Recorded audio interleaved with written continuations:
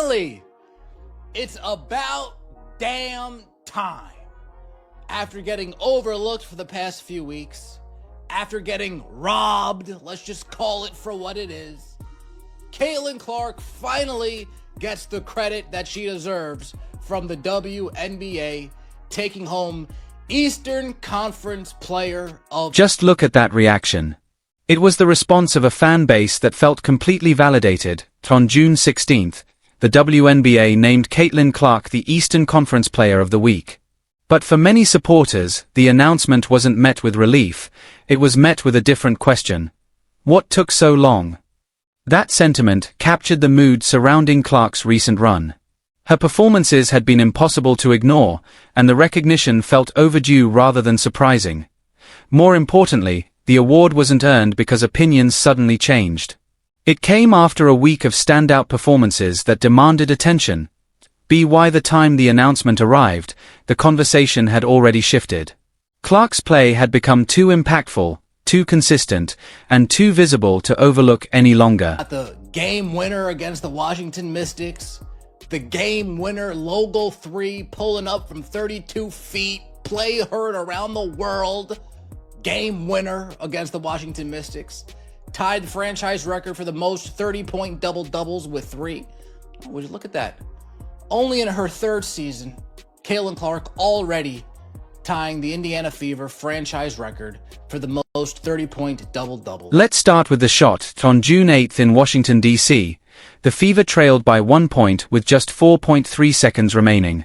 Sophie Cunningham launched a cross-court inbound pass, and despite a defender nearly tipping it away, Caitlin Clark secured the ball just inside the logo. Without hesitation, she rose up from nearly 30 feet and drilled the game winner, giving Indiana a dramatic 78-76 victory.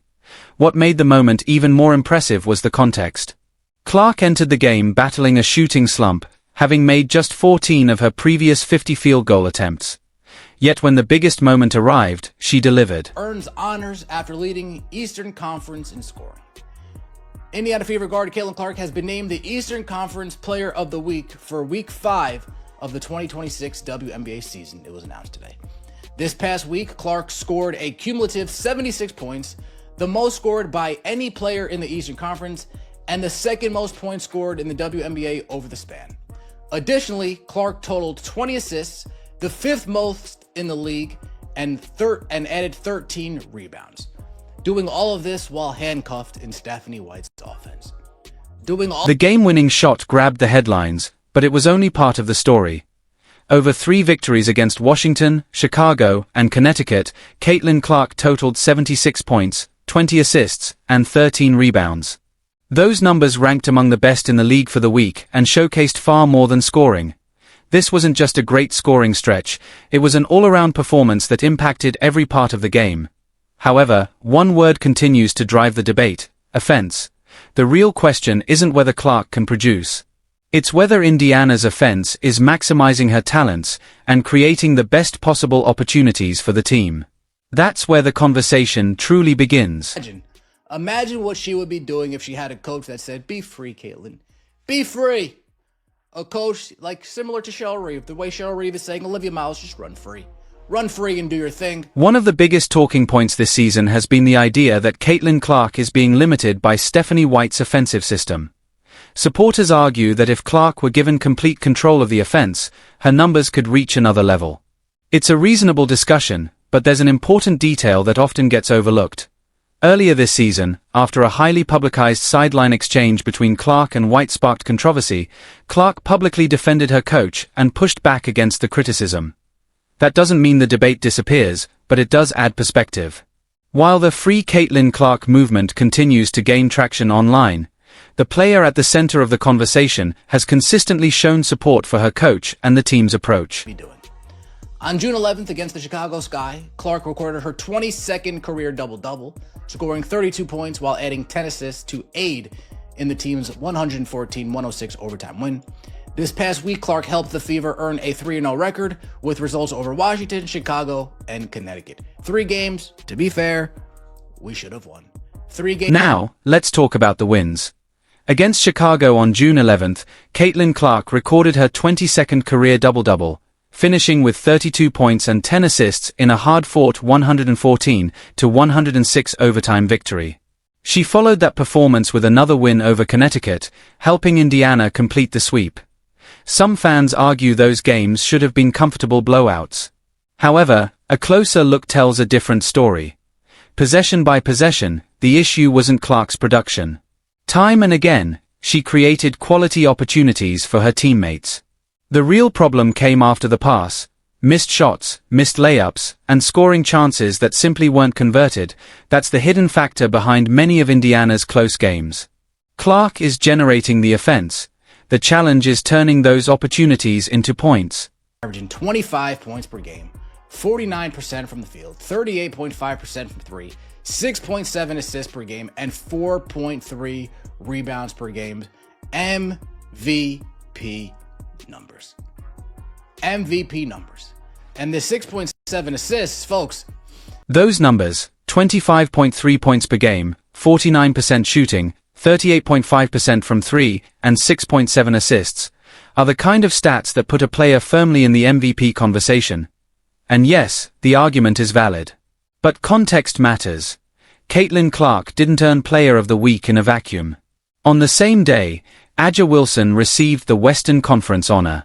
Wilson is the reigning MVP, already owns multiple MVP awards, and continues to put up dominant numbers this season. That's why many analysts viewed the awards as an early MVP showdown rather than a clear victory for either player. Clark has unquestionably entered the MVP race, but she's competing against one of the most accomplished players of this generation. This isn't a coronation. It's a battle that will play out throughout the season. Finally, they're putting some respect on her name. It's about damn time. The ladies of the WNBA aren't going to like this. Yeah, they're not going to like this. The WNBA begrudgingly put her as Player of the Week. You know, they were like, well, could we make her Player of the Week? Oh, no, she's only averaging 15 points per game. Oh, well, what about her? Can we make her Player of the Week? Oh, nah, they're not really doing too well. Now, here's the part fans really want to discuss. The belief that Caitlin Clark receives recognition only after overwhelming evidence makes it unavoidable. That frustration isn't completely unfounded. Earlier this season, the Eastern Conference Player of the Week award went to Breanna Stewart, even though Clark posted impressive numbers and helped her team win games. Many fans viewed that decision as a clear snub. However, there's another side to the story. A detailed breakdown of Clark's potential assists against Connecticut revealed several missed scoring opportunities by her teammates. That changes the conversation. Clark's assist numbers aren't being limited by her playmaking ability. They are being reduced by missed layups and unfinished possessions. In many cases, she's already creating the right opportunities. The shots simply aren't falling. Scoring versatility was also exemplified by the final two games this week versus Chicago, 32 points.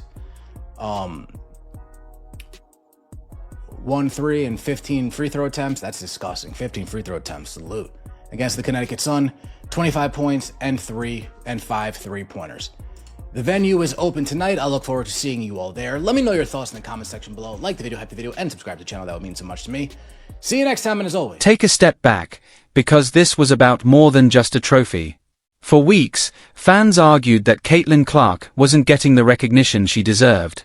This week, her performance made that debate impossible to ignore. Despite facing criticism and watching a big lead disappear, Clark delivered when it mattered most, hitting a clutch game winner against Washington. It wasn't just a great shot, it was proof of her composure under pressure. The basketball world took notice immediately. Players, analysts, and fans celebrated the moment, showing that when Clark does something special, the praise comes quickly. The real debate isn't about appreciation. It's about awards and recognition. At the same time, Indiana's biggest issue may not be coaching or strategy. Clark is already creating open opportunities. The real problem is converting those chances into points. Now the MVP conversation is heating up. Clark has firmly entered the race, but stars like A'ja Wilson, Paige Bueckers, and Kelsey Plum remain strong contenders. One thing is certain: Clark's impact extends beyond the court, helping drive attendance, viewership, and attention across the league. The question is simple: Did this week prove Clark was overlooked, or did it prove that great performances eventually earn recognition? That's the debate fans will continue to have.